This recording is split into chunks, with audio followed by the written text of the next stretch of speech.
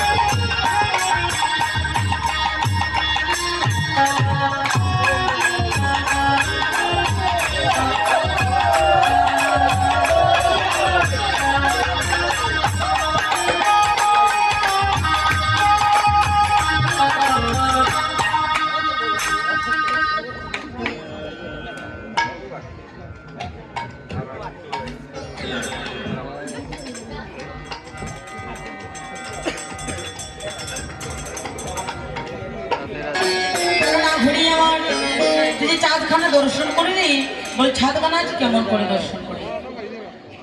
তোর তো সঙ্গে ননদিনী থাকে, তোর সঙ্গে যদি ননদিনী থাকে তাহলে তুই চাঁদ কেমন করে দর্শন করিস? বলছি শোন না বলি, আমি কি আর এমনি এমনি বলছি? সঙ্গে আমার কালো ননদিনী ছিল, তাতে কি হয়েছিল জানিস না বলি রে আমার সঙ্গে আমার ননদিনী ছিল। আর ননদিনী ছিল বলে আমার মাথার মধ্যে লম্বা করে ঘুমটা ছিল। আর যখন আমি ওই কলসি নিলাম, কলসি নিয়ে যখন আমি জল ভরিব, হঠাৎ করে ওই জলের মধ্যে আমি ওই চাঁদ কানা দর্শন করলাম।